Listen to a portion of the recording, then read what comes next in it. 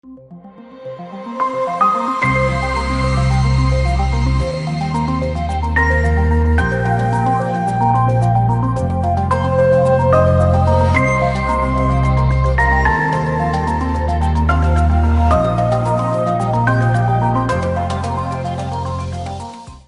high risk population due to immunocompromised status, of course, and various comorbidities what they are having. So, some statistic in cancer patient that everyone is aware that is from some Wuhan study. The case fatality rate in cancer is 7.6% overall when you compare with the general 5.8% worldwide, and hazard ratio of serious event in cancer patient uh, when they are having COVID is 3.5, which is not a mortality. And Zhang study, which suggests that life-threatening events in the cancer is 35% and mortality was 28%. So it is a quite significant, although the data is very less and very small number of patients are there. So basically, the question in front of all oncologists right now is whether to treat or not to treat, whom to treat, whether to go ahead with the aggressive therapy or non-aggressive chemotherapy, or whether screening of COVID-19 for everyone and how many times is practical and useful. And this is a dynamic scenario, everyone is aware. So this basically webinar is to discuss what should be the practical way of approaching this cancer patients in this epidemic of COVID-19. So we would like to come with a consensus at the end of this webinar. So I will hand over this mic. This is not a mic, but I will hand over to Dr. Preetham Kadaskar for further discussion and presentation regarding the practical challenges of this COVID-19 infection in cancer patients. Thank you. Thanks, Kshitij. So as we move on, and as Kshitij just briefed, I'll just first share my screen and then we can take it forward. Yes. As this pandemic has begun around 40 days back, there have been, first thing has been the challenges that every healthcare has faced in terms of treatment, hospital environment. So that, when that comes, from where does it start? So when it came in the first week, it was right. Everybody thought how to go ahead with it, their own safeties, the healthcare professional safeties, their staffs. Then few days we saw shortage of personal protective equipments.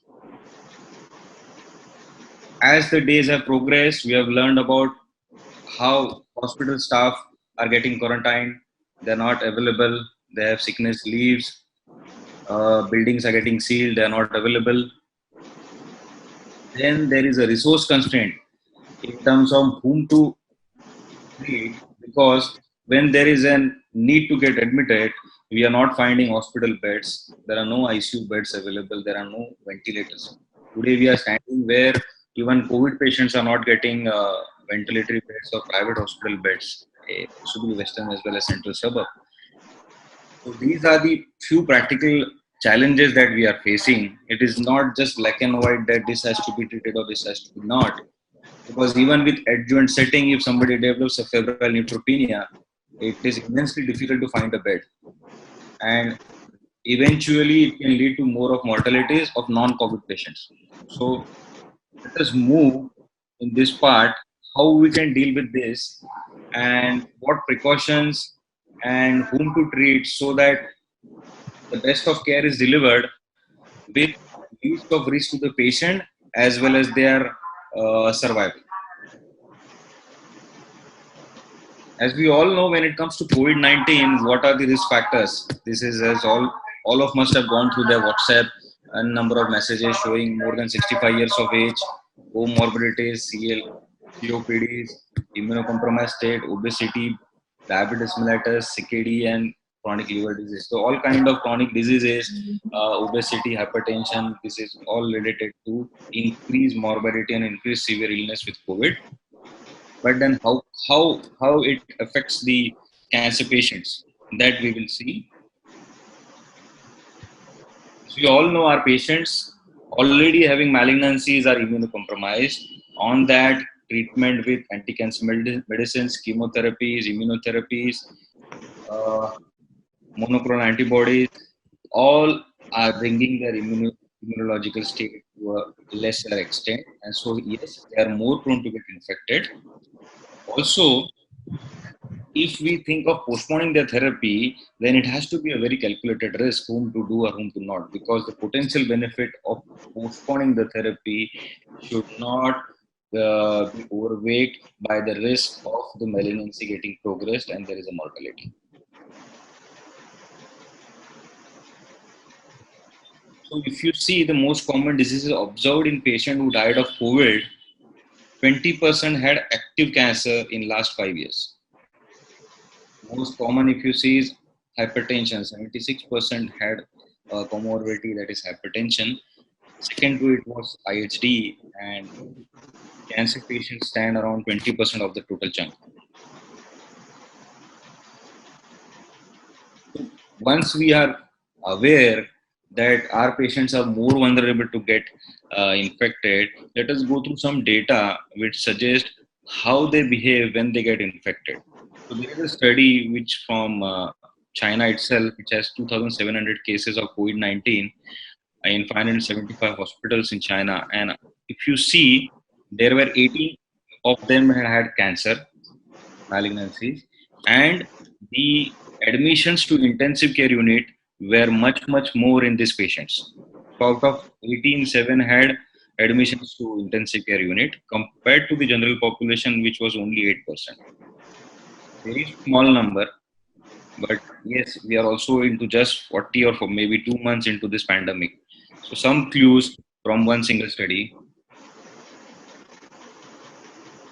The same study which analyzed the condition requiring admission to intensive care unit as their outcomes of measures, use of mechanical ventilation and death.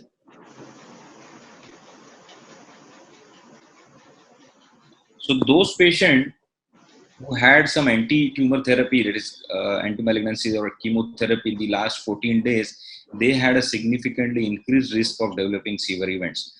So very critical if some of our patients are harboring an asymptomatic COVID infection, they might face a severe event in coming days. That is one of the thought to be explained to our patients, that this can be the reason to get a COVID test done. Presently, the testing is itself taken as a stigma. Advising it becomes more painful, and also not many are taking it with alacrity. So, but we can, with this study, we can at least explain the learned one and the understanding people that if you get it done and if you are a symptomatic carrier, it is always better you stay back for 14 days and you start again. So, one thought regarding how we can prevent it. There is a consensus that definitely deteriorating condition and poor outcomes if cancer patients get COVID infection. How to prevent it in our settings and simultaneously keep treating our patients. So one thing is, all the things cannot be stopped. Understanding it is cancer and we don't give any chemotherapy is not definitely a solution.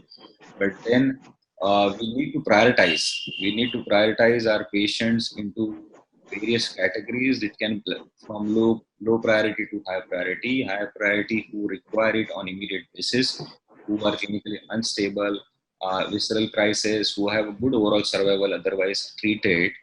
Then there is a class of medium priority which can be needed for 6 weeks approx, and there is a low priority like zoledronic acid or any hormonal therapy which don't need to follow up, they can be managed.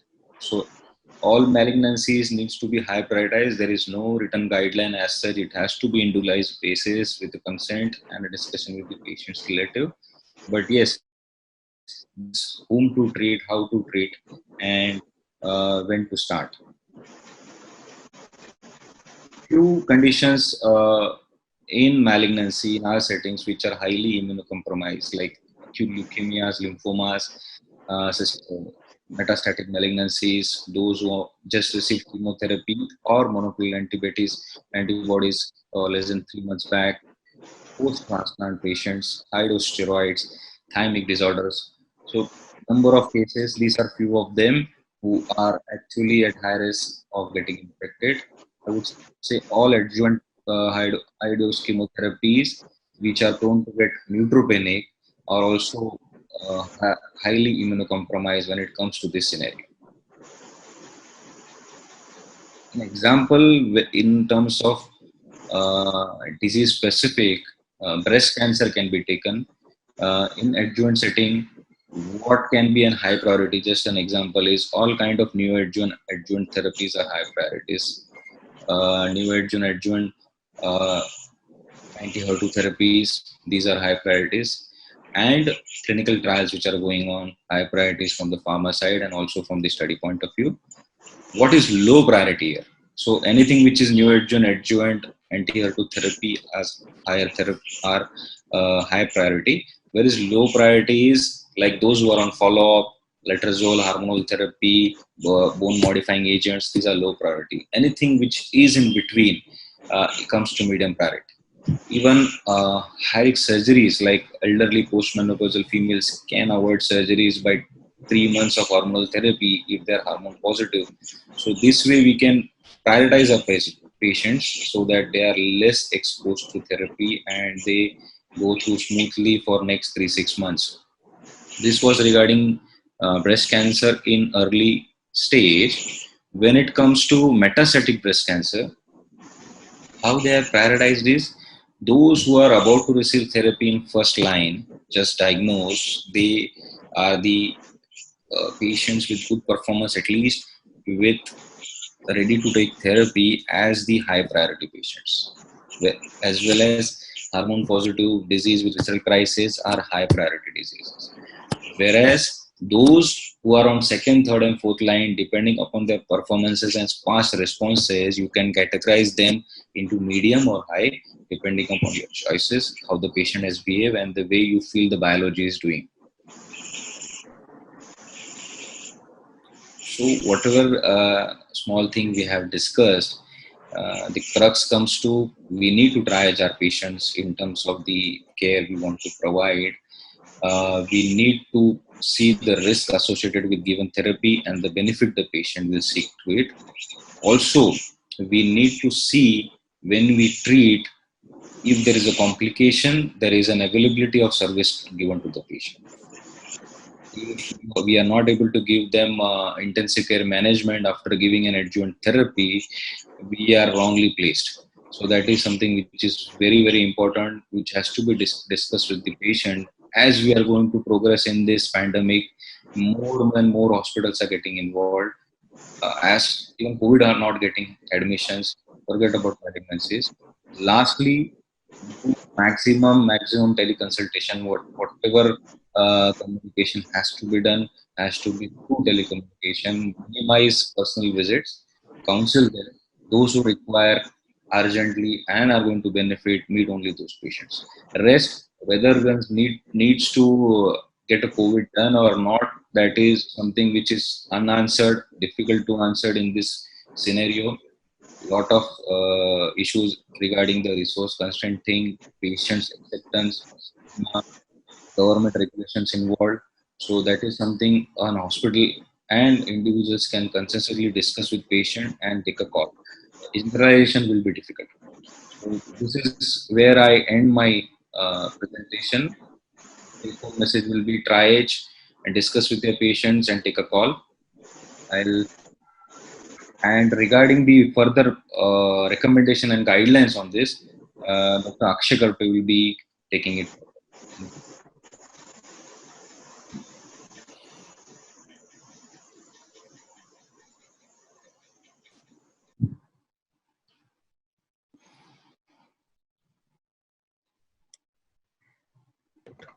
Hello, I'm audible to everybody.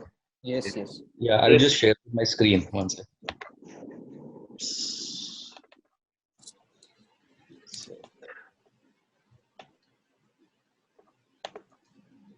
Okay. Can you everybody can see the screen? Yeah. Yes.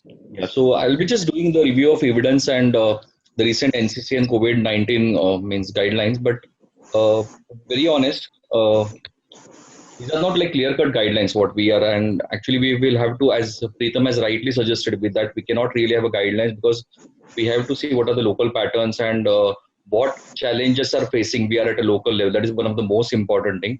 We'll try to make it concise because I was just reviewing NCC last night and I saw the guidelines have come up for the breast cancer, then the colon cancer, melanomas, NSCLCs, prostate cancer, and surprisingly for the cutaneous T-cell lymphoma. Other like I mean, it's a constantly evolving process. What we are looking at. Basically, we are speaking at the safety at the time of COVID-19, and this is the article which I have seen is recommendation for the patient safety and recommendations for the healthcare worker safety because our safety is much more again important because we are going to care for more number of patients and definitely we also should be fine. So for the patient safety, again pre-screen and screen for COVID-19 symptoms, developing screening clinics before they actually get into the oncology clinic, convert into telemedicine as some time back. I mean, Preetham has suggested more number of telemedicine when it's possible.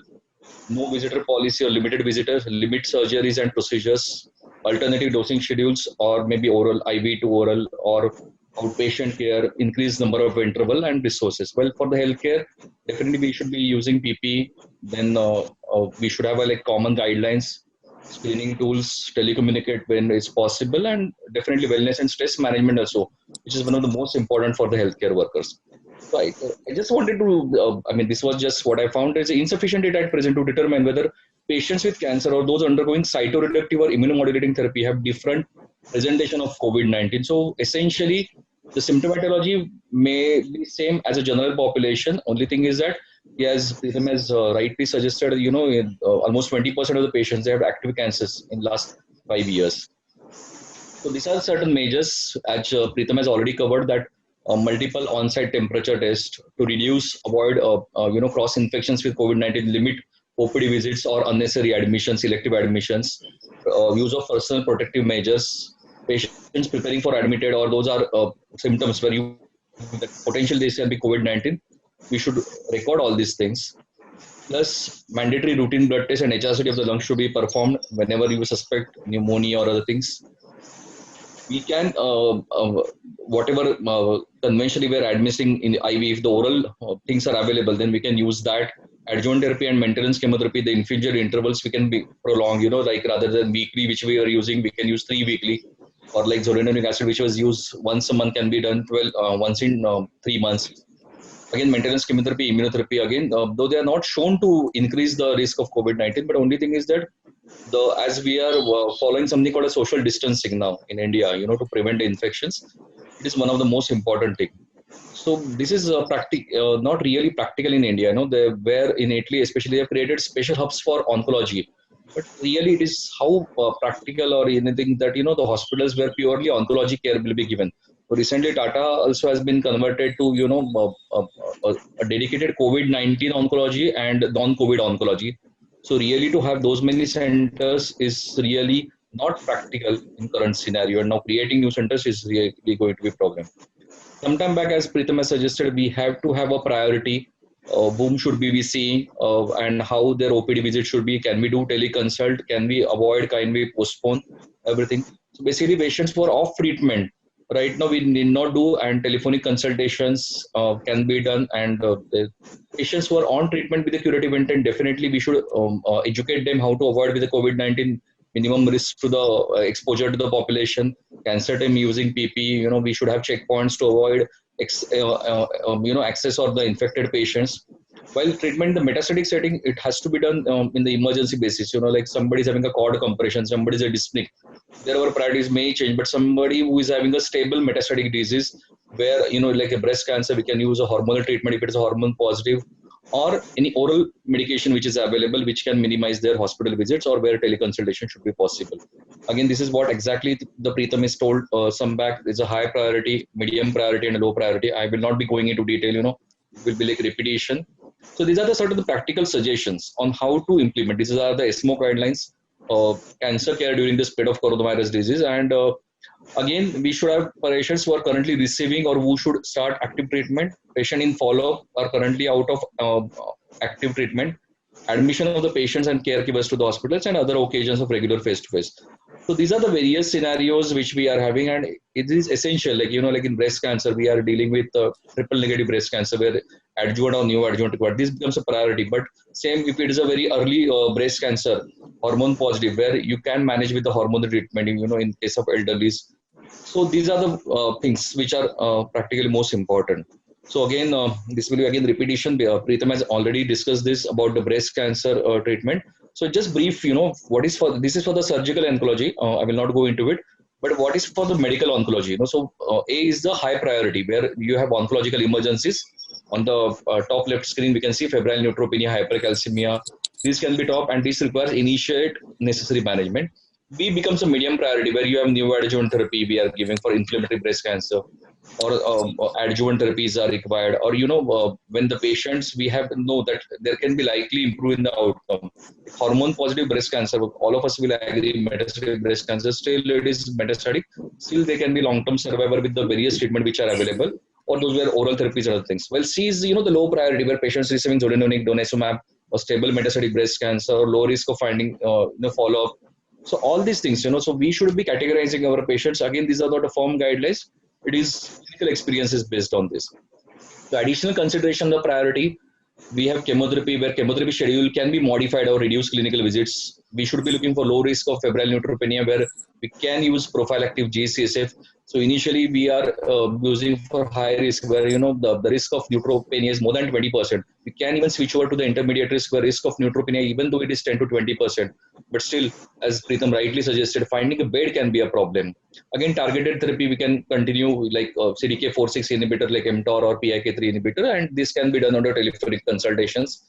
Cardiac monitoring patients can send us the reports and other things. Reduce the oral dosage. Trastuzumab, pertuzumab, metastatic can be administered for a longer interval. Endocrine therapy we can continue, and supportive care. If we are flushing a port maybe every 4 or 6 weeks, we can postpone it to maybe 12 weeks or longer, and other accesses we can really continue. So this is again the colorectal cancer. So oral therapies we can allow for the treatment. However, oral or the other regimens, especially in the COVID-19 exposure, single agent capecitabine again remains in the early breast cancer, early colorectal cancer when we use alternative capecitabine schedule like 1000 milligram per meter square twice a daily. There is 1 to 7 or 15 to 21 every 28 days, which will require less intensive monitoring. For adjuvant therapy, if there is a incremental benefit of any therapy or anticipated survival benefit versus exposure to the virus, that is what we should be seeing. Mostly when we really required is stage 3 colon cancers where 3 months of capecitabine or oxaliplatin should be preferred regimen. While in high risk stage 3 patients, incremental benefit up to 6 months of adjuvant therapy. But patients again unable to receive Capox, clinicians should consider Folfox without bolus 5-FU. Because bolus 5-FU is more associated with mucositis and pancytopenia as compared to the infusion. So for the patients with newly diagnosed stage 2 or 3 who are unable to have a surgery, we can use neoadjuvant capecitabine or Capox depending on the patient general condition so as to avoid these procedures.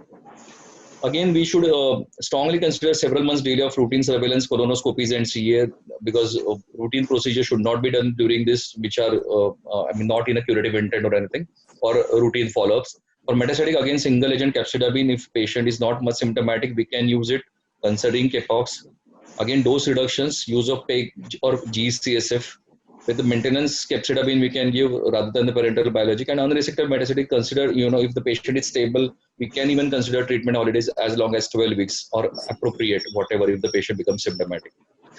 We can consider again switching to targeted therapy, like if the patient is, RAS is not mutated, we can use like maintenance cetuximab or maybe panitumumab, which has a lesser frequency. If the HER2 is amplified, we can use trastuzumab, or if BRAF is there, we can use inhibitors or maybe bevacizumab. So these are the various things which can be really practiced so that to avoid minimum hospital visits to the patients. Management of prostate cancer, again, we can classify into very low, unfavorable, intermediate risk. And we should avoid, the testing or confirmatory testing as long as it is, they are not symptomatic. Prophylactic whole pelvic radiation therapy should be avoided, during this because of the grade 4 lymphopenia it can cause. While non-metastatic disease, again, avoid initiating androgen deprivation therapy with the PSA doubling time is more than 9 months. Once ADT is initiated or intermediate ADT started, consider remote, telehealth visits and PSA testosterone and other laboratory monitoring to avoid the clinical exposure.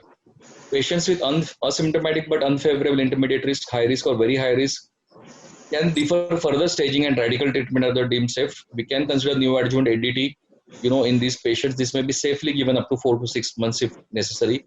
The data from John Hopkins suggests that delaying surgical treatment for unfavorable intermediate in HR patient upwards 6 months from biopsy diagnosis will not negatively impact their outcome. So we should not be considering these radical measures, especially in these patients. Again, rather than giving once a month ADT, which is like leuprolide, maybe what we're giving once a month, rather than we should consider every 3 or 4 or every 6 months, rather than a 1 month injection.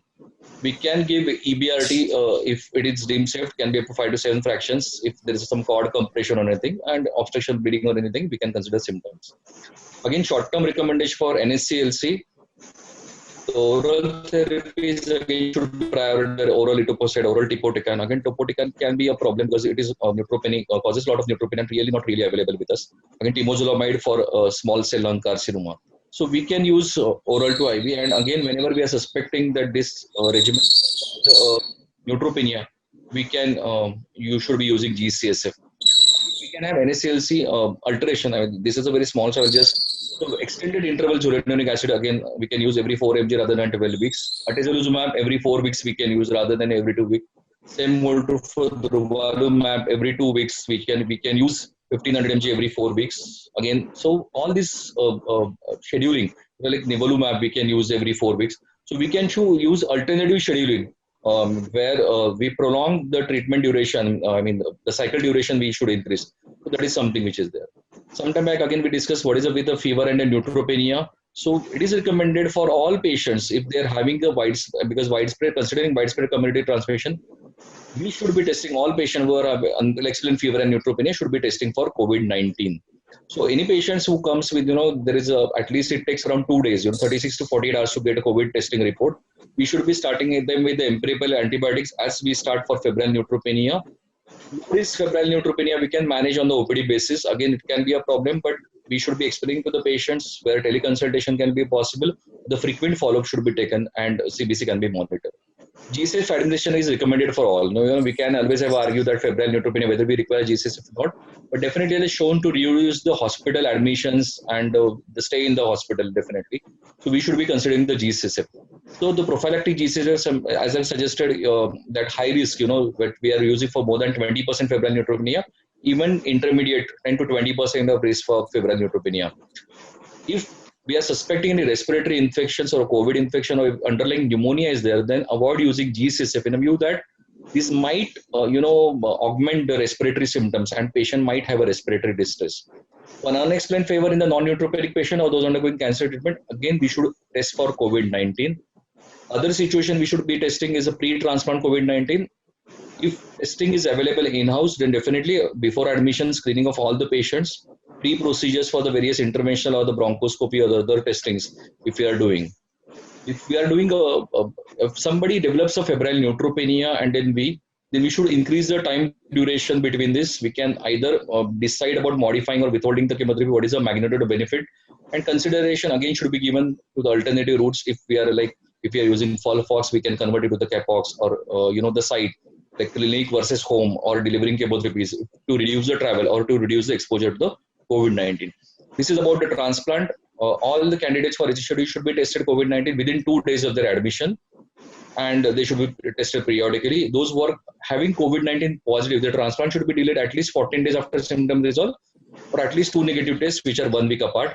A symptomatic candidate who are exposed to a person of COVID-19 and patient is a transplant candidate should be monitored at least for 14, preferably 21 days, and if they are negative, then only. And donor also should be isolated, because if we give a conditioning regimen to the patient and the donor becomes COVID positive, it will be really disaster to have this kind of thing. So when donor should be isolated and should be tested for COVID-19. Immunomodulating therapies in COVID-19, there is currently no data on how specific immunomodulating therapies modify risk for COVID-19 complications. So we are really unclear about all these things. Supportive care, again, consider withholding if you infusions like IV, immunoglobulin or bisphosphonates. consider lower thresholds for blood and platelet transfusion. Platelet transfusion on demand only, platelet maybe cutoff of 10,000 if the fever 20,000 which you follow, and hemoglobin maybe 7 or symptomatic. The port flushing every should be considered every 12 weeks.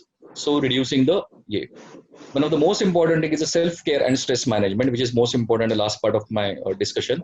So self-care is most important. So you should take brief breaks, maybe relaxation breaks at a week. Take each time day, something which we enjoy, or maybe for a brief moment. Follow healthy diet, daily activities are regular. Get some sunlight, yoga and stretching at work, regular exercise, monitor excessive fatigue. Pace yourself. So we should be acting. PPs should be used. If spiritual practice is important, we can use it. So again, it is very important to identify this workplace stress. So main important thing I will, suggest you that limit the intake of news. We have so many news coming up, from everywhere. Usually it becomes a lot of negativity. So limit the intake of news. Doing so helps to manage difficulty in this. Connect to the reliable sources, because many of the times you have a lot of WhatsApp forwards from the various groups. So you should have the limited source of information. Focus is what is within your power. Now we cannot do certain things. So definitely, which is something which is out of control, I think we shouldn't be focusing. Check with the anxiety provoking statement to reframe them to the statements. Whenever you are speaking to somebody, so that is one of the most important. Create networks of social support. So whatever concerns are there, definitely, these kind of webinars, really don't know. How much education we are having. Definitely everyone has been through a rigorous training and other things, and definitely everyone can make decisions, but still share your concerns and problem solve with your colleagues, family, friends. Lean on each other. Find ways to connect virtually with your all friends, family, social media, maybe phone or FaceTime. So these are the meaningful interactions. Probably I think all of us has never sat together and spoke to each other like this. So I think we should take something positive out of this. So definitely we have two options, either medically and emotionally give up or fight like hell. So thank you very much. Thanks, everybody. Yeah. Excellent presentation. So I think we'll move on to the next presentation. I will request Ashish who is a moderator for the next sessions, to connect with his panelists, and we can start the session. Yes. Hi everyone. I think Dr. Preetham and Dr. Ashay has done a fantastic job, and it possibly simplifies the moderation of this session.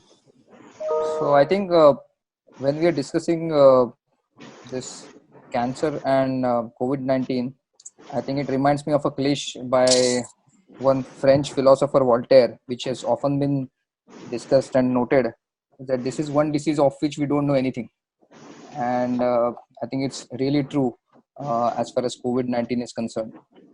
So I think the reason probably we requested, rather Mylan requested us to take this further, is because of the fact that this will have a significant impact on the way we are going to, behave over the next 6 to 12 months. This is a pestilence. This is fairly fatal. But that's exactly how we are at this point of time. And let's now relook at the whole situation in a perspective of a medical oncologist who is sitting in a clinic and wants to treat a patient across the table. There has a lot of been some guidelines. We know that all of them are not applicable.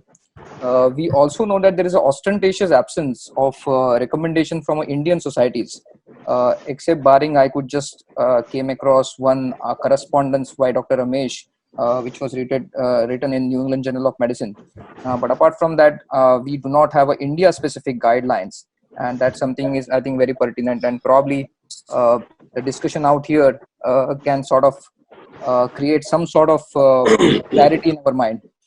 So is my screen everybody can see? Is it Yes. visible?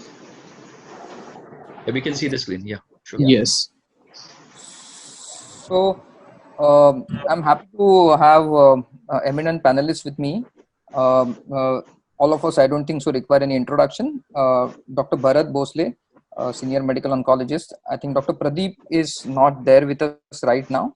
Dr. Vijay Sharnagat again, senior medical oncologist. Dr. Udip Maheshwari is medical oncologist with Mumbai Oncocare. Dr. Smith and Dr. Hollis D'Souza. So these are the esteemed panelists that we have on board.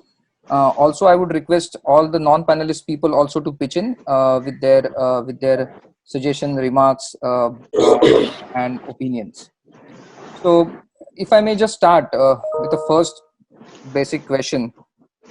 I think Pradeep has joined, if I'm not mistaken. No. So let me start with Bharat. Bharat, in your opinion, COVID-19 is a viral flu, correct? Now there are recommendations of there are recommendations for a flu vaccine to be given for a lymphopenic patient who is on multiple myeloma treatment, patient who is on high grade hematolymphoid malignancy treatment. It's a viral flu, has got a fairly limited disease specific mortality if you compare it with other viral pandemics, also other viral flu or other viral respiratory illness. Do you think this discussion is relevant at all, or it's all mumbo jumbo? Yeah, this is very important discussion because see, when the pandemic started, I have been following up very closely. So initially, we all used to go to the hospital like a normal thing, and the senior people, I have started taking precautions way before 11th of March. I started using all the PPE kind of thing. Then everybody had laughed me actually. Oh, corona dress, and let me tell you, the senior persons above 60 used to look at me and they start discussing, yeah, this is a simple flu, we have seen so many things. No, this kind of a discussion was happening. At that I kept mum because I had a very bad gut feeling we are going to pay a big price. Oh, the mortality in India is low. So maybe we started the lockdown. No, there are many discussions, but this is a viral flu, but not like other flus. We are seeing the mortality. We cannot neglect the mortality. Looking at and in spite of the lockdown, look at the numbers in Mumbai. So imagine if the train would have no start. If we start with the train, we start with the best buses. So what would be the numbers? Is a viral flu definitely associated with a significant mortality when the normal flow starts. Cancer patients, yes, there are some papers saying no, it is similar to the other kind of comorbidities or some small study which says that no, only 8%. But knowing the fact the immunosuppressive therapy, the lymphocyte count of our patients low, our patients are definitely at a higher risk to get infected, to carry the infection for longer duration, and to transmit as well as the mortality and comorbidities. Correct. I think these are very pertinent points to the current discussion, and we know that we are not a public health experts, but certainly being in this field, we believe that this discussion and its impact on our clinical practice is extremely relevant. So, if I may move on to my other panelist, Dr. Hollis, how this virus or this particular pandemic is different from the other viral pandemics that we had, and we have actually sailed through during those time also, and without changing much of protocols. So why do you think this is different? I feel the infectivity rate is at a much higher than the prior pandemics. Okay. More than the infectivity rate, the rate of complications in immunosuppressed is higher. That is why I feel that this viral flu, this pandemic is different from the other pandemics that have been in the past. Okay. The number of patients infected in the recent pandemic, 2009 SARS, is definitely much higher in this current pandemic. In spite of the lockdowns, as Dr. Bharat has said, in spite of the lockdown, if we are having so many cases, the cases will definitely be much more if the lockdown would not have been exercised. So more number of cases, infectivity in non-immunosuppressed individuals, and I feel that higher rate of complications in immunosuppressed. That is the reason why this discussion is relevant, and this pandemic, the points for treatment for cancer in this pandemic is relevant. Correct. So absolutely agree. So if I may ask Dr. Sorry. Yes, somebody wants to chip in? Yeah, I wanted to just be a devil's advocate. Yeah. So, contrary to the fact that everyone is saying that there are the flu is deadly, or all those viewpoints, just on the contrary, US almost every year they see around 30 to 40,000 deaths with swine flu or with other flus. India, I just checked the data for swine flu 2017. I think there were 3,000 deaths almost approximately in a year, with around 40,000 infections in the whole year with swine flu, despite having oseltamivir. So I think, are we overreacting? That is one thing that I have to suggest, because mortality is just 2%. Yeah, I understand that R naught is higher for this particular infection, but mortality is 2 to 3%. And how much are we going to be in the live in with a scare? So how many days will this continue? It will So, be Udip, we are not, Udip, to answer you, let me answer your question. So, we are not Yes. living in care. The first point Ashish told, nobody knows anything till date about this virus. Right? You accept this fact or not? There are so many theories coming up. Every day new Yes. theories come up. We don't know the treatment yet. Trials are Treatment. evolving. Yes, We can't neglect the death of our colleagues. Are you I saying the understand. same number of deaths are happening all across the globe? The answer is no. Till the time we don't have a clinical picture, we should not be in a hurry. Our Yeah. colleagues are out there to treat. Let us know what is the actual scenario, take proper precautions, and then go out. So there is no scare. We just try to understand. We try to have a learning curve, and then get into it. Right? We can't Yes, afford yes. to get a healthcare worker infected and infect 1,000 people. As you accept the fact that R naught is high, if you are infected or me infected, if we don't take the precaution, we'll infect 100 others because we regularly go to the clinic. Absolutely, sir. Take a point well taken. I understand that we need to take all the precautions necessary, and healthcare workers are at increased risk and should take all the precautions and also help our colleagues with it. But I just wanted to say, is the strategy that US is taking and the strategy that India is taking, how will it be different? Because someday India has to open the lockdown and open the gates, and will that not be flooding with coronavirus later? Yes. Correct. So, So, see, the scenario in two countries is totally different. Their healthcare is at par. We had n number of limitations 30 days back. So we are in today's better scenario as compared to what we were in 30 days before. So what we obtained by 30 days is we bought time, and we at least try to prepare. Kshitij mentioned last night a chest physician who was requiring a ICU bed was not getting a ICU bed. No, since morning his daughter is a doctor. He tried to get a bed. The person got a bed in Jaslok at 1 o'clock. So this is not normal. Simply, this is not normal. So obviously, we have to prepare ourselves. We cannot compare ourselves with the US. Still, their lockdown is not that stringent. Actually, I have been touch with my friend who is in Chicago and as an intensivist. There are no places in the morgue to keep the bodies.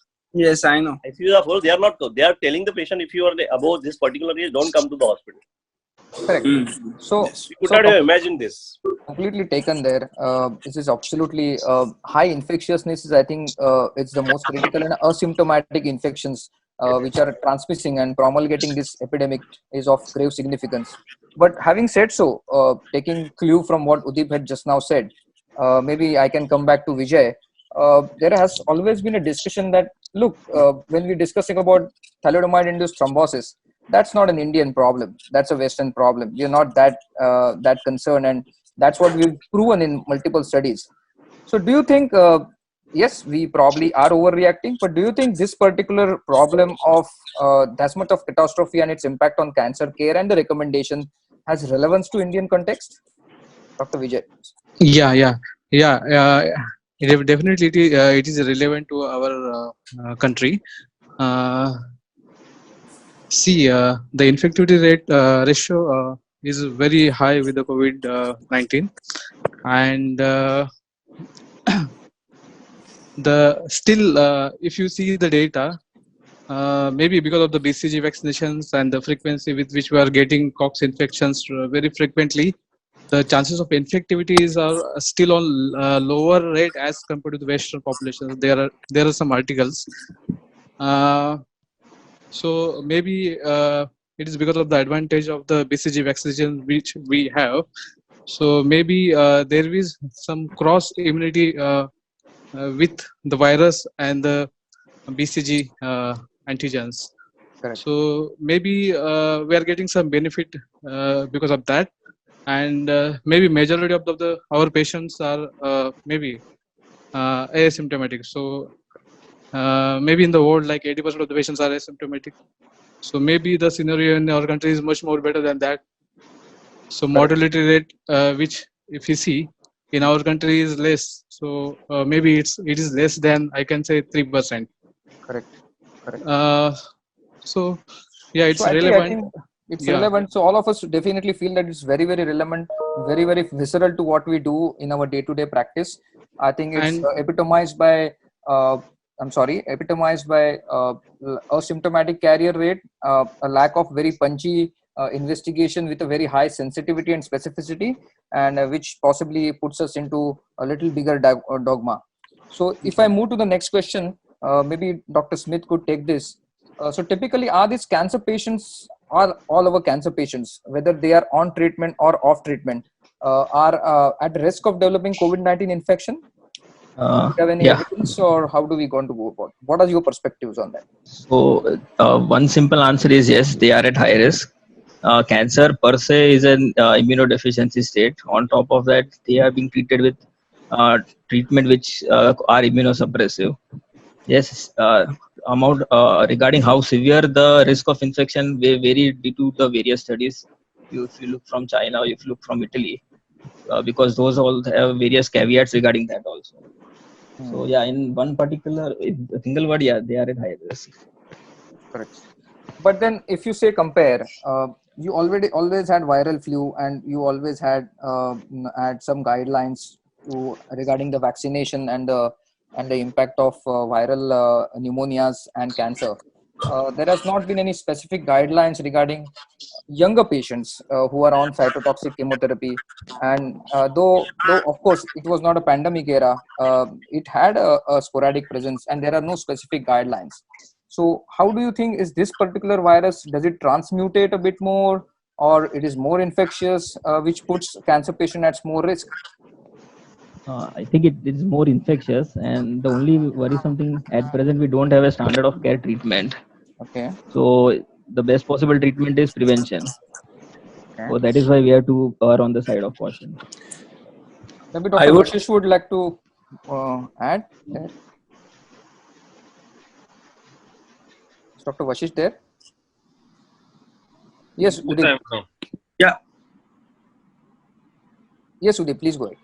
So I would like to add something. So I just recently, yesterday, I think 28th April, there is a paper released by Dr. Maggie Shaw, and it has seen compared around 600 patients with 101 patients being cancer and 500 patients being non-cancer with COVID infection. So this is the most recent paper that has shown that there is a 10-fold increased risk of COVID infection in cancer patients. So that is what they have concluded. So yes, definitely the risk is more, and I think more to do with highly infectious nature of the disease rather than anything else. Can I make a small comment here? Yes, Vishesh. Yeah. So what I believe is that, unfortunately, we need to understand that COVID-19 is a spectrum of how the entire pandemic is being presented, and hence guidelines pertaining to these times have to be specific and probably will not last beyond a week or so. For example, if you had a COVID-19 guideline 3 weeks back, they would be irrelevant now. Similarly, if you have a guideline today, 3 weeks from now, it would be significantly different, because at that point of time, we were looking at contact tracing. Here, right now, our fear predominantly is community transmission. Also, I have a slight issue when it comes to comparing these data that we get it from China or Italy, because as you would have really realized that the curves of every country is extremely different, and somewhere it is the genetic makeup or the exposure to previous infection which makes each population extremely unique in how the pandemic behaves and how the curve behaves. People about 6 weeks back had professed that lockdown or no lockdown would still be standing at a few lakh cases already by now. People had thought that India would be wiped down. And that hasn't happened. It does not mean that it may not happen, but the point that I'm trying to make here is that every country is going to have to deal with things very, very differently.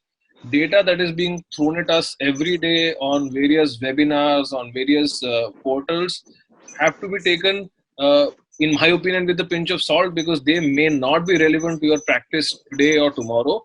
Eventually, we as clinicians will have to decide regarding the patient who's sitting in front of us. What is his risk? Is he looking immunocompromised? Is he looking immunocompetent? Well into the history for exposure, for the area where he stays. We have to understand that if you are a patient who's coming from an area where there are no COVID patients, even if he's 65, you may put him on adjuvant therapy and not wait time. Similarly, even if there's a new adjuvant fungating mask, but this patient is coming from an absolute hotspot with 100 cases in that 1 square kilometer radius, putting that patient on new adjuvant chemotherapy may be disastrous. So I think we'll have to have very, very, very, very bespoke protocols, and they may be extremely dynamic as we speak. Absolutely. I think some of our decisions here, and I think let us be very honest about it, that are heavily contingent upon the perceptions that we have. What we are Ashish, hearing. Yes. yeah, so what we require as Phil, so I will talk about Bombay only. I will not go about Okay. the Sure. beyond the borders. Sure. See, we understand the restriction of movements is there in Bombay also. There are hotspot areas. So even I am sitting in a hotspot area because I am not allowed to go out. So the BMC has clearly instructed me not to come out of the building because there are 3 patients. I requested them. I am a doctor. Their guidelines are changing. Looking at the dialysis and chemotherapy, few days back they just published based on some reaction because there was a couple of patients in the dialysis came positive. The next day the BMC said no, do COVID test for each and every patient of chemotherapy and dialysis. So these are like overreactions. I do understand. And immediately, next week the BMC is saying not to do COVID test for each and every patient who requires hospitalization. Correct. So what we on oncologists across the Mumbai should come together, right? Most of the patients are not able to move from one area to other area. What is that? We have a single platform, so we can for time being we can help each other. Guidelines will update, as Dr. Manya rightly said. No, the guidelines are changing week to week. Correct. What is required is the coordination. Correct. So I completely. If my patient is in Thane, if he can avail a care over there. Correct. With one of our colleagues, all are efficient. At this time, everybody is efficient. People are not ready to take the cases. So all the oncologists, oncosurgeons have to come together and have a platform where these patients should not move for longer distance, because that itself is a high risk thing. Coming out, traveling in some rented car, it itself is a risk.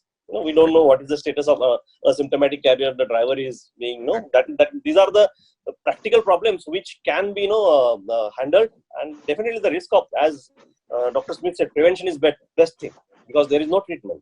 So these things needs to be considered. I spoke about this almost 1.5 months back, that we need to have a platform.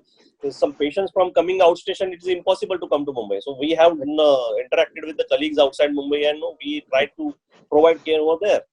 Through teleconsultation, and the physical care is given by the colleague over there. So such kind of thing Bombay also needs, because we don't see Bombay going to open up like what it was a month and a half before in coming month, May or June. Absolutely agree with you. I think what Dr. Vashisht and Dr. Bharat are making the point that the enormity of this tsunami was so huge that it was in fact, to be very honest, very difficult for also the authorities to come up with the clear-cut guidelines because it is very, very hard. So of course, now that we have all agreed upon the fact that this is very, very important and this is very, very visceral to what we do, I think this particular question number 3 has been very well covered by Dr. Ashay and Dr. Preetham in their talks. But if I may just come back to Pradeep, that how do you triage your cancer patient during COVID-19 pandemic?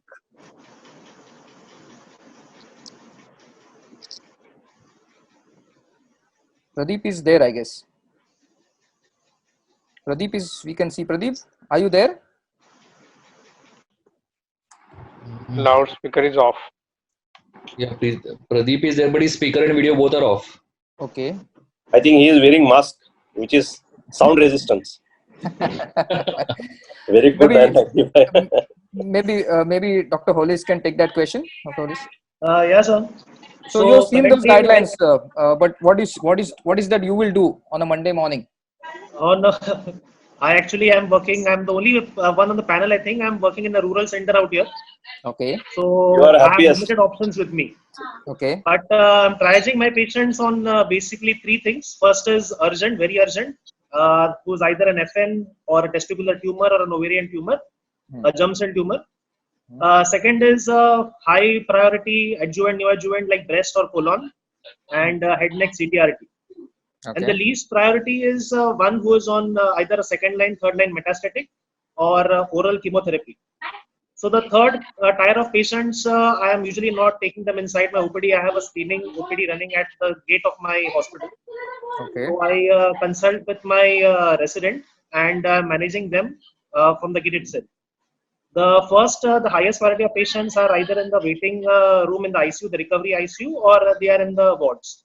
And the second, that is the adjuvant, neoadjuvant chemo, breast and colon, I am keeping them admitted in daycare. Perfect.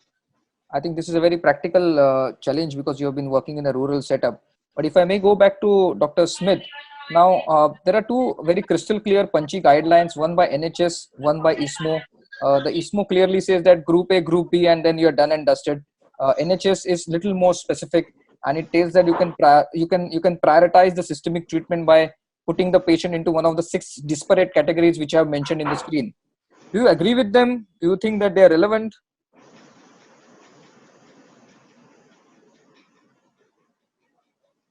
Smith is not there. Maybe Udip can take this call, or Pradeep maybe can take this call. I don't see there are guidelines for each country, and each country has their own way of managing things. I don't think there are any Indian guidelines, and we probably, most of us are doing community oncology and none Correct. in corporate hospitals. So I think these guidelines would have you have to adopt certain things, and certain things you'll have to based on your experience and this. So triaging patients is what we all have been doing. I think unknowingly or knowingly, all of us are doing it. Any fever patients or any symptomatic patients, we are not allowing in the premises. We are selecting highly adjuvant, neoadjuvant. So these are basic things that all of us are doing anyway. So these have to be adopted based on our community practices that we are doing. I don't think we need to stick to a particular guideline. Yes, this ki ye bhai ye type C mein aa raha hai to isko nahi lete hain. So these things have to be modified, sir. So do you agree with this, Vijay? The Udip's views that probably there are no India specific guidelines, but let us be honest that we all do not do clinical oncology looking at India specific guidelines. We look at NCCN guidelines. So this is what we have as of now in front of us. This is the menu which we have. Do you think this is relevant? See, it's, Yes, Vijay.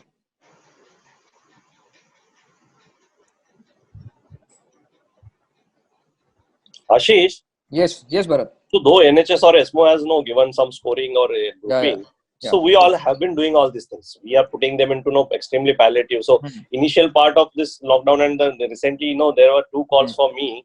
88-year-old CORI in a bad shape, just diagnosed.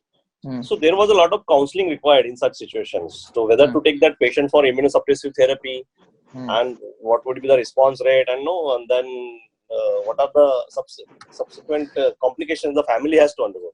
We have to understand that patient might have required a lot of admissions during a chemotherapy part, the other family members. So there is a lot of counseling required. We involved a home-based palliative care person also, and they accepted the fact. On the other part, even if it is a palliative, the relatives are sometimes insisting. So that requires a lot of interaction or discussion with the relative. There, I think in such cases, telemedicine has an age over now, because we cannot sit in consulting for half an hour with some relative who might be a carrier. Correct. So these are clear-cut cases which that scoring system. These are palliation with no long-term, because 88 age we don't expect 5 years survival very high. Correct. On the contrary, there are highly curative things where patient requires surgery. Correct. But we know initial part, I refused for chemotherapy in the very beginning part, because we thought it is the immunosuppressive thing. But later our understanding about surgical aspect, they are at higher risk than us. Correct. Right. So Absolutely. surgeons are avoiding surgeries during the first. So that part is also important, because curative surgery is considered. Point well taken there, Bharat. So I think let's move on, because we have a little time constraint. So one of the another critical question which is very important, and obviously we don't have a right answer to this, is that will you test every cancer patient undergoing chemotherapy before every cycle? If yes, why? If no, why? Maybe Dr. Preetham, Vijay is audible? Is Vijay there? Yes, yeah. Vijay, would you like to take this, please? Yes. Maybe I will not do maybe testing for all the patients, because majority of the patients are very poor. So they can't afford maybe the cost of the testing, like 4,500. Yeah. Vijay, cost is not a problem. It's a free of cost. It's free. Fine. Then I will recommend with the every cycle. So prior to the cycle, I should go for COVID test COVID-19 test, and will give chemotherapy if it is negative. I should not be giving chemotherapy to the positive patient because Correct. that can harm to the patient. Correct. Correct. So I think Vijay points to the fact that if the resource constraints are not there, then we would certainly go in for a test for every patient. So Dr. Pradeep, your views on that? I can take that question. Yes, Dr. Preetham, please. So, looking at the data, is offering the COVID test to each and every patient looks sensible, but not feasible in the current scenario. But yes, every patient and the patient's relative should be aware. If at all the patient is an asymptomatic carrier, there can be a serious event. So the choice should be with them, ideally, because Okay. with the present guidelines the government is enforcing, you cannot make it mandatory for all, but they should be aware that if they are harboring it asymptomatically, then there is a possibility of a critical event, and that should be on paper. No, we are not discussing whether they should be aware. We are not discussing the patient counseling part of it. Here we are discussing the fact that whether would you test every patient before every cycle with a COVID test, or would you not do it? I would like to test each and every patient before chemotherapy. Okay. And what would be the definition of positive and what would be the definition of negative? Positive, it's quite clear. What would be the definition of negative? When you call the patient deemed COVID negative? So the criteria which is used are two tests apart, 5 days apart is what they use it. Okay. But that doesn't look feasible for 21 days or a weekly cycle. But if at all my patients are ready to do it, I'll do it once before the cycle. Ashay, you want to have a pitch in there, please?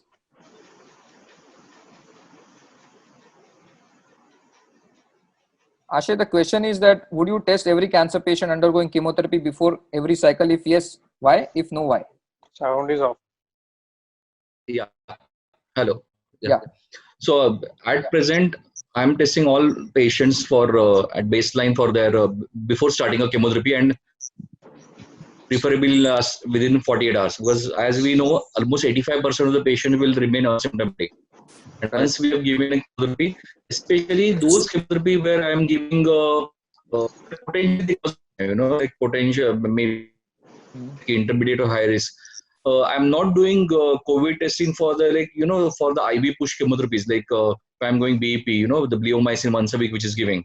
I'm not doing it. But before the 5 days therapy, I'm doing it. Like bortezomib, again, I'm not doing for it. So those therapy were less potential to cause a neutropenia. There definitely I'm doing COVID testing. But those like infusional ones, which require hospital contact for a more period and can cause neutropenia, that I'm doing. But I think this is more of an individual decision rather than a. Correct. I mean, what you can say.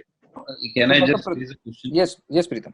How are the patients taking this thing or taking Akshay, how are they taking it when you offer them a test? Yeah, so the thing is, see, this also a lot of counseling, because the thing is that many of the patients, I just sometime back I say objected, and they said we have seen on the news and now WhatsApp University that you cannot force us to do this testing. Then I always speak to them and tell them two facts. I tell them that first of all, your patient is having a cancer. If he's having a coronavirus infection and I give chemotherapy, he might worsen and he can land in a trouble where mortality will be higher. Again, there is no basis. Second thing is that I always tell them that you put in a situation where other patient has a COVID and your patient came in contact because that he was not tested in the same daycare and your patient contracts, how you will feel about it. Correct. So I think these are very relevant issues with Dr. Ashay. Yeah, sorry. So these 2 points I put forward again, to my patient and their relatives. Once they're convinced with this, then I go ahead with my therapy. Yeah. What about Dr. Pradeep? Your views on testing? I think Dr. Pradeep is not audible. Dr. Hollis, are you testing every patient? Sir, currently, if I had the luxury, I would have tested each and every patient. Okay. But I don't have the luxury. But if suppose you have a luxury, then you would test. I would test each and every patient before each and every cycle. Okay. And if positive, wait for 14 days. Okay. Smith, your view, please. So it has to be discussed with the patient, the pros and cons and the different caveats of testing. And again, once difficult to since there are no guidelines, especially the Indian versions, the government has not said, then it will be difficult to enforce them. So again, on case to case basis. Again, on case to case basis. But a symptomatic patient also you would you would test if in case you have a resources, you have finance Yeah, available. we would definitely give the option of getting it. Correct. And would you rely on one test or would you rely on two tests which are 48 hours apart? So if the patient is symptomatic and first test is negative, they say to do a repeat second testing. Okay. Yeah. Again, if first test is negative, difficult to convince the patient again to wait for 2 more days, delay the therapy. Okay. Yeah. Okay. If So the patient, Yes, Udip. Can I make a point, sir? Sir, Yes, so I think the questions that you are asking is very pertinent. If at all we have the resources, also we are doing unlimited tests and unlimited CT scans can be done for all patients without any cost. If suppose that is the scenario, do we test? There is almost 30% false negatives in PCR based testing.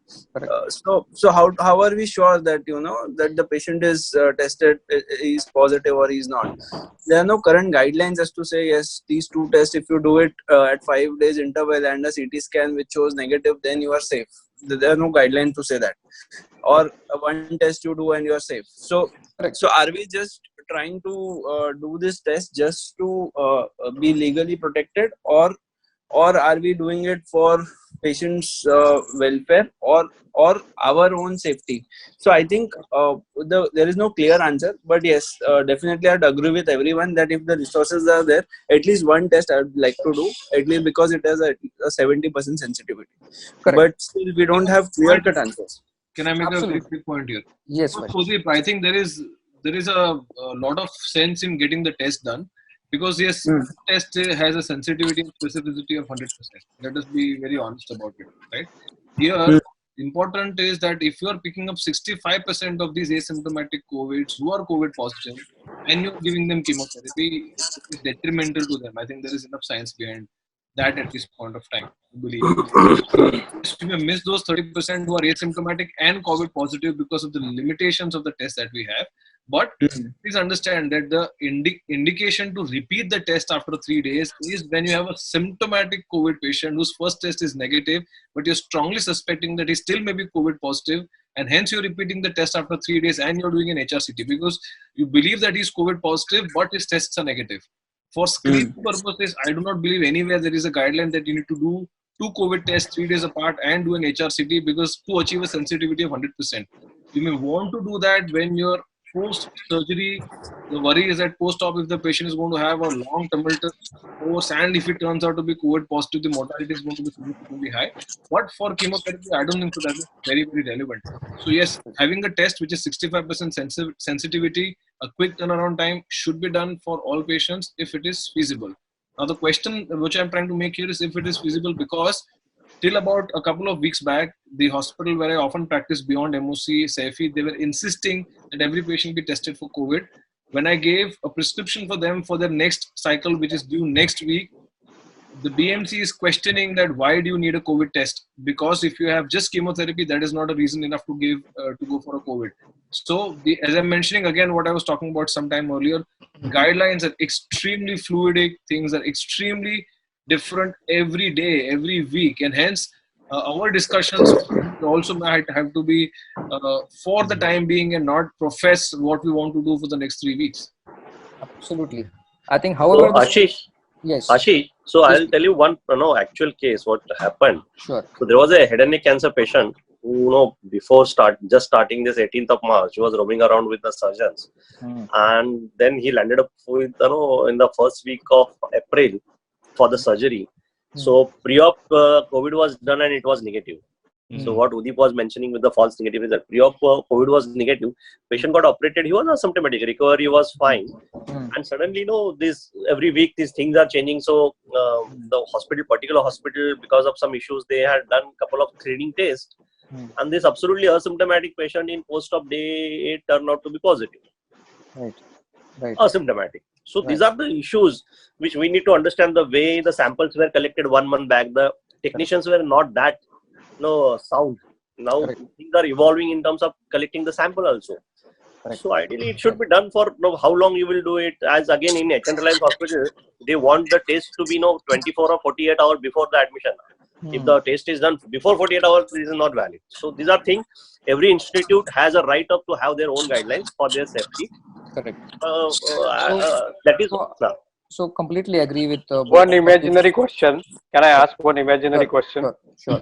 Suppose a asymptomatic patient is positive for COVID and which is extremely curative intent therapy, lymphoma or GCT. So when you will start the therapy, after 2 negatives, after 14 days, whenever. So if you could, I'm sorry to interrupt here. I have answered this. Yeah. Sorry to interrupt here. Sometime back there was in my presentation there is this, what they have said is the patient was COVID-19 positive, okay? So at least wait for 14 to 21 days and document 2 negative tests, at least 7 days apart.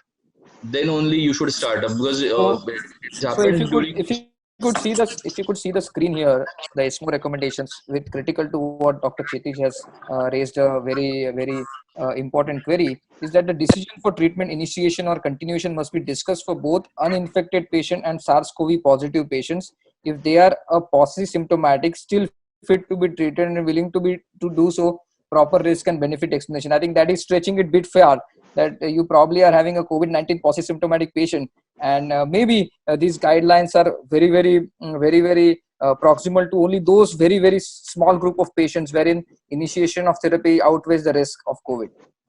So I think we all tend to agree that currently we do not have any specific recommendations or guidelines, but we believe that if resources are available, it is worthwhile testing every patient, even asymptomatic, though the guidelines currently do not suggest so, that we could test this patient for COVID-19, and if turns positive, then obviously defer chemotherapy to start. So coming back to the second last question, and then we will probably stop because we have a time constraint, is that what are the treatment regimens that you have changed in COVID-19 pandemic? Just to give you a heads up before we discuss this, the guidelines mentioned here is that some of the NHS guidelines mention that if you're treating the patients on pemetrexed carboplatin, stop it and start them on pembrolizumab. If you're treating with carbogemcitabine, stop them and put them on atezolizumab. Do you think this is practical? Sir, yeah, I just read a paper. Same paper that I was discussing previously. That paper has an interesting line which mentions that the COVID-19, if positive, a patient who is asymptomatic and positive and we have not tested, suppose, and we shift them to immunotherapy, they have worse response and more chances of severe infection. That is what they mentioned with relation to immunotherapy. That is what the paper says. Yeah, logically also the death due to COVID infection is because of the immunological reactions. Yes. It is related, similar. Or? Correct. So Pradeep, you would like to have your views on that? I think we are missing Pradeep completely because he is not speaking. I don't know. No. Am I audible? Yes, of course you are audible. Sorry. There was some technical issues with my. No, mobile. you were wearing mask before, I think. You're wearing a soundproof mask. So what is that? So Pradeep, can you specify the technical issues, please? Yeah. So I was in Oakland Hospital and I was driving. No problem. I think that now that you have overcome the technical issue, let us take you on the panel. That how do you change your regimen? Can you stop pemetrexed carboplatin, shift them to pembrolizumab? It is really difficult to change the therapy directly rather than changing the therapy. What I personally feel, what we do at MOC center is we can shorter the treatment duration. Like suppose if you are having a patient with the lung malignancy, rather than giving 4 to 6 cycles, then shift it to 4 cycles. Correct. And then try to do the maintenance or skip the maintenance. Besides that, what practice we do at our MOC is shifted a lot of IV patient into the subcutaneous therapy, like multiple myeloma, bortezomib. Correct. We used to give basically by IV route. Now it's subcutaneous. Decitabine regimen into subcutaneous azacitidine kind of thing. In fact, we are postponing the biphosphonate people, short infusions also. Correct. Besides this IV to subcute, besides this shorter course of the treatment, thing at MOC is rather than giving weekly regimen, we are shifting patient to 3 weekly regimen. Correct. of intention and the new adjuvant therapy. And that is the change in the frequency of cycle. Correct. So, Bharat, do you Dr. agree Ashish, with may I what add? Pradeep is? Yes, Dr. Bharat. Yes, please. Yes. Bharat, So, Vineet, Wallace. yes, Yeah. So regarding the shifting of regimen from chemo Yes. to immunotherapy, yes, although there have been, it's just theoretical that immunomodulation can increase the complications and the mortality related to COVID. correct. But as such, there has been no recommendation that immunotherapy increases, decreases, or is the same. They have all recommended to continue with the immunotherapy. Hmm. Nowhere has it been recommended to stop immunotherapy. The risk, I think, so is only theoretical that immunotherapy increases the risk for COVID-19 complications. Correct. And that We have paper not has not learned about this adequately virus. addressed. No, so see, that's the whole exactly what they're saying. In fact, Hollis, to be very specific to your comment, is that in fact they're saying that don't give pemetrexed, give pembrolizumab as a maintenance treatment. So I think they tend to look your views little differently. But maybe Dr. Bharat, yes, you want to add something there? Yeah, so exactly what we need to do to bring less patients and less frequently to the hospital. By any means you can do it. So going to subcutaneous regimen, which can be done locally, oral regimens wherever available. So to go to immunotherapy, I will not take this question because it is not feasible. We understand. Even before COVID, it was not feasible for most of the patients. But Correct. if somebody has a lot of money, then they have this option of giving instead of 2 weekly, give 4 weekly, or instead of that kind of a thing. It is one of the options, but it is not doable. Everybody understands that. Correct. So what Pradeep told, subcutaneous or oral regimens, wherever possible, we have to delay, or delay their visits to the hospital. I think we can tag along this line that science goes with logic, and let's stick with the basic logic, and that possibly will reduce the chances of exposure for the healthcare provider as well as for the patient. Coming back to my last question, the ostentatious absence of the India-specific guideline, does it hurt us? Dr. Yes, Varshish, maybe. Yeah, can I come in? Yes, please. No, it does not hurt us. It does not hurt us at all. Actually, I'm very glad that they haven't come, because as in the past, our experiences are that these guidelines are often made by people who have absolutely no touch with reality. What is different in oncology specifically is the fact that in most other countries, oncology is a unicentric module where you have one apical center which practices a certain type of oncology, and you have level B centers which are there across the country. It is either completely state sponsored, and hence guidelines make a lot of sense. India is an extremely heterogeneous country where you have private practitioners, you have institutions. So if an institute makes guidelines, they may not be relevant to a private practitioner. If a community oncologist makes guidelines, they may not be very relevant to what happens at institute level. So I'm extremely glad that people have not come up with guidelines, and I hope that they do not come up with guidelines by the time the COVID pandemic ends. Correct. So I think taking back to maybe you could put that in a Tharurial language, that we are plural country and we have got plural patients. And, I like and I everything think about Tharur. I'll be very honest. Exactly. So I think this plurality and heterogeneity of Indian population when it comes to both healthcare as well as many other non-care issue actually Ashish, in a way complicates matter. Yes, Bharat. Yeah, see, why I understand his concern of not getting why you don't want it. But see, after this is over, there are a lot of legal issues are going to come up. So, as a precautionary measure, we should have some guidelines which will defend, which can be used as a defense for our faculties. That is very important. You understand? But Bharat, maybe you could also say that since there are no guidelines, we could do what we did at that particular point of time, and probably we can defend. So that has been happening since decades. They always pointed at the NCC, and then we'll be in trouble. Why the immunotherapy option is not given? So there are a lot of policies. I understand that, but at least as the pandemic, there is no emergency in pandemic. Correct. And health of the healthcare worker is the top priority. Top priority. You just cannot go and without any protection see a patient. Even if somebody is dying, you have to use the protection, because you have to understand there is a lot of years has gone in your training. You just can't expose and sit at home for 14 days. You understand? I am sitting at home for 14 days doing nothing. So I completely understand this point. I think this is very important. The public health experts, the virological experts, the research laboratory in India should have India-specific research protocols, study our curves a little better rather than carrying everything what happens on the other side of the Atlantic. I think with this we end this panel discussion. I think the discussion can go on and on for a long period of time, but we are overshooted our time. I thank all my panelists who have been joining with their views and suggestions and recommendations And I also thank Mylan for giving this support, creating a platform on which we could meet. Now I hand over my further discussion to Dr. Vashisht, who would have a closing remarks. Sir, hello. Yeah, sorry. So Yeah, this is Dr. Nagendra from Mylan yes, Medical Dr. Affairs. Nagendra. Yes, please. Sorry, it was a wonderful discussion. I had just a few two questions here. Sure. Very recently, I think there was also a lot of talk on prophylaxis with hydroxychloroquine or chloroquine. Correct. And now I think it is not relevant, but earlier during the early period, it was quite relevant. So Correct. what is the panelist opinion at that time and compared to now? And the second thing about legality of teleconferencing Yes. or telemedicine, Yes. and also the reference system which you are practicing currently Correct. in these situations. Correct. I just wanted some words on that, So, if it's feasible. Before panelists could request to answer this, Dr. Nagendra, the reason I had skipped those points because I thought the time would be a constraint. But I think regarding the telemedicine, maybe Dr. Kshitij has got very interesting diligence which has been done. So maybe you could take that, Dr. Kshitij. Yeah, actually, I heard I was present for one webinar regarding the same.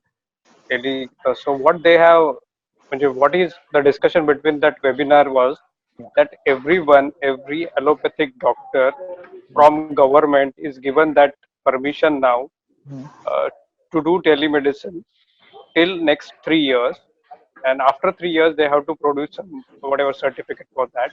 So everybody is first of all allowed to do telemedicine. Second thing is that definitely clinically it is the only inspection that we are doing through telemedicine, video conferencing, not the palpation and any of the other clinical tests. So definitely it is inferior in form of clinical examination. So we have to take a prior very precautions, including a prior consent of that person, which includes about 24 different points. So that the second person who is, means we are consulting that person has to give that consent about this 24 points, that he is ready for this teleconsultation, and then we are recording everything on this video consultation, and after that also we can request them to give the feedback. So everything will be there online record in the record, and all these 24 points, everything is covered what you are afraid of. That is what is just a summary of that webinar. If you want to ask anything specifically. Can I add one thing? Yes. Yeah. So telemedicine has been approved, that we all know, as Dr. Kshitij has mentioned. So there are some caveats to telemedicine, correct? So we cannot do it. Can we do it on WhatsApp? Can we do it on any other basic video consultation platform? I don't think so. That is not what is legally secure. So all telemedicine platforms have to follow DISHA guidelines. So that DISHA guidelines means Digital Information Security in Healthcare Act. These are the guidelines laid out by Indian government for the digital information security. So if these are not followed, I think the software does not legally, any platform that is not legally sound. So a software or a platform that follows these guidelines should be utilized for any telemedicine consultations or video consults or audio consults or prescriptions, everything. So that is one caveat that I wanted to mention. Correct. I think so long as we don't slouch ourselves in the evidence of documentation, communication, and go into the too much of legal rigmarole, I think we should be fairly legally covered, is what the take-home point is. And I think the telecommunication software has to have the necessary compliance to be used in our day-to-day clinical practice. So, Dr. Nagendra, does that answer your question? Yeah, thank you, doctor. Thank you. And regarding the prophylaxis for now healthcare regarding the prophylaxis, maybe Dr. Vijay or Dr. Smith could take that. So, Sir Smith, hydroxychloroquine was a great drug. We exported millions and millions. People took pride in exporting it, and today they are saying that it's useless. What do you say? Yeah, so we should be aware, as clinicians, we need robust clinical data to see when we are anyway dealing with diseases of COVID and cancer. So yeah. Anyway, we should not, means unless and until we have proper guidelines again, we should not. We would not be comfortable recommending to our patients. Correct. In short, we are waiting for oseltamivir for means alteplase for H1N1. We are waiting for somebody for corona. Remdesivir probably. I think we will probably Thank you, Doctor. close this. Thank you, Dr. Nagendra. I think I will hand over to Dr. Vashish to close this further. Yeah. So thank you everyone. I would like to thank Mylan for having all of us here and arranging this webinar. I think it probably it reflects the times that we live in, that we have a group of oncologists on a working weekday at the time that they probably otherwise would be in the thick of their OPD practice. Most of us sitting at our homes in comfortable t-shirts, and it probably also reflects what we'll end up doing for the next 6 to 8 weeks as well. I believe that this is probably not only an opportunity to understand how we react to the COVID pandemic, which is the topic of discussion today, but also use this platform and eventually streamline a lot of discussion to online platforms so as to minimize travel, minimize expenditures, and ensure that robust scientific content is discussed. Thank you all, and I hope that all of us connect very soon on a similar topic. And it's always a pleasure to see known faces, and hope we keep on connecting. Thank you. And Thank you, Doctor. one more news before closing. The lockdown has increased for 2 more weeks and not nationwide. That was a news coming up. I think Correct, sir. Chai Nasta news, I think Dr. Kshitij has given to close the topic. So looking forward to many more webinars in that case. So I think thank you, Mylan, again for the input. And shall we close then? Sure, sir. Yeah, thank you very much, sir. Just want to add thank you very much for all the doctor practice. Thank you very much. Thank you. Thank you. Thank you very much for Thank you. everyone. Bye. Bye. Bye. Bye. Thank you.